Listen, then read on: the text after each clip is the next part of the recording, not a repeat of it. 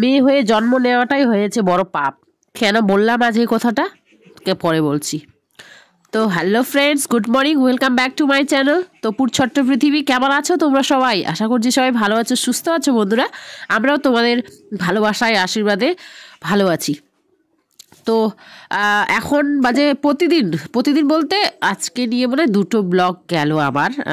তো ওই 11টা 12টা এমনই ব্লগ শ্যুট করা হয়।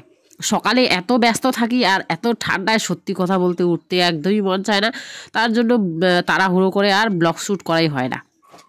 তো স্নান করে পুজো যখন সারবো তো ভাবলাম আজকে যেহেতু শুরু করেছি চ্যানেলটা, তো ব্লগ তো শ্যুট করতেই হবে, তাই না? তার জন্য শুরু করলাম।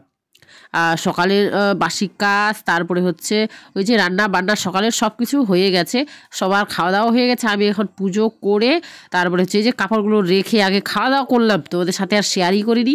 আর এই যে তারপরে হচ্ছে ভিজে কাপড়গুলো নিয়ে যাচ্ছি। এই যে মেঘলা ওয়েদার, রোদ্দুর নেই, কোথায় দিব বাইরে, তাও যাচ্ছি যে যদি হাওয়ায় একটু শুকায় আর কি। আর বাড়িতে বাচ্চা থাকলে যা হয়, কাপড় চোপড় তো মানে সারাক্ষণ লেগেই থাকে। ছেলেটা আবার এত বদমাইশ, মানে নোংরা বেশি ধরে আর কি। তো সারাদিনে ওকে মানে ড্রেস চেঞ্জ করাতে হয় 2বার করে।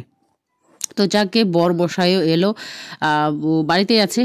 তো চলো, ওই দিনের ব্লগেই বললাম আমাদের বাড়িতে একদমই রোদ্দুর থাকে না, তো বাইরে কাপড় মেলতে হয়। এই যে এদিকে ধান যে লাগানো হয় ওইদিকে, এদিকে এই যে বাঁশ বেঁধে দিয়েছে আমার বর মশাই। আমার বরকে আমি সান বলে রাখি, তো আজকে থেকে সান বলবো, তোমরা বুঝে নিও বন্ধুরা, ঠিক আছে?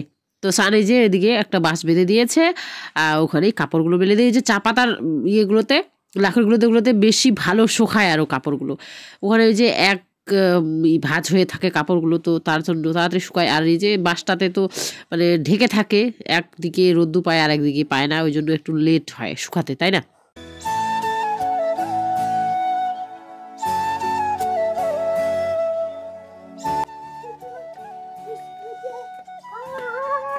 তুমি ফার্স্ট হয়ে যাবা।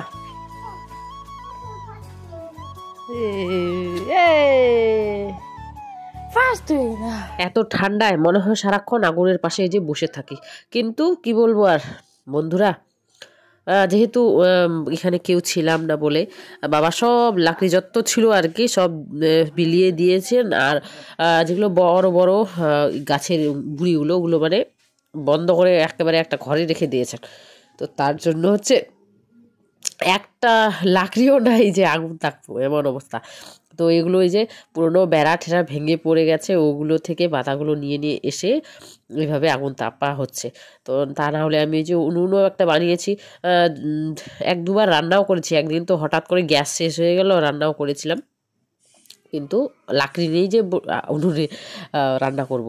তো যাকগে, যে কথাটা তখন বললাম আর কি, কখনো কখনো আমার মনে হয়, তোমাদের কারোর মনে হয় কিনা জানি না, যে আমাদের মেয়েদের জীবনটাই বেকার। কি বলবো, ছুটি বলে কিছু নেই আমাদের ভাগ্যে, তাই না বলো বন্ধুরা?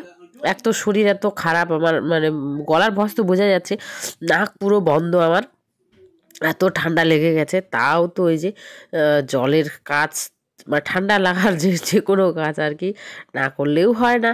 বাচ্চা যেহেতু আছে প্রতিদিন কাপড় কাচা তো লাগবে, এদিকে ঠাকুর পুজো স্নান এসব আছে। তারপরে হচ্ছে বরমশাই বললাম আমি আর কি রাগ করেছি, সারাদিন ও যদি কোনো কাজে আমাকে হেল্প না করে না, তাহলে আমার আরও বেশি মনে হয় যে আজকে অনেক কাজ করে ফেললাম।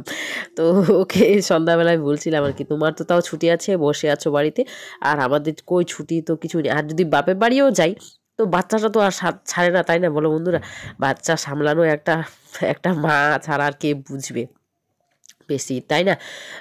তো ওই জন্য হচ্ছে বরমশাই এসে যে মাছটা ধুয়ে দিল সন্ধ্যাবেলা। এতক্ষণ আগুন বসেছিলাম তো, তাই জলটা ধরতেই ইচ্ছে করছিল না। তা আস্তে আস্তে তো ধরা তো লাগবেই, যেহেতু রান্নাবান্না করছি, সব কাজ তো আর কেউ করে দিবে, হেল্পিং হ্যান্ড নেই বলে কে করে দিবে, তাই না?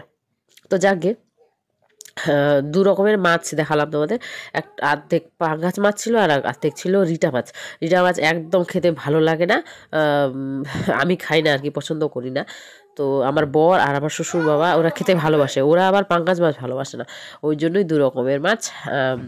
পাঙ্গাস মাছ আমার মানে সব যত মাছ আছে সব মাছ থেকে আমার ফেভারেট হচ্ছে পাঙাশ মাছ অনেকেই হয়তো খেতে ভালোবাসে না, কিন্তু আমার যতগুলো ফেভারিট মাছ আছে, আমি যেগুলো খেতে ভালোবাসি তার মধ্যে ফার্স্ট বেস্ট আর কি পাঙাশ আমি খেতে ভালোবাসি।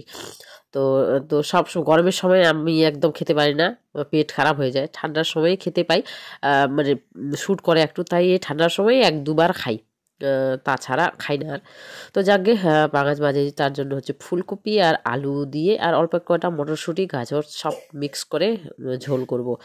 আগে পাঙাশ মাছ দিয়ে তুলে নিয়ে তারপরে হচ্ছে রিঠা মাছগুলো দিব তরকারিটাতে।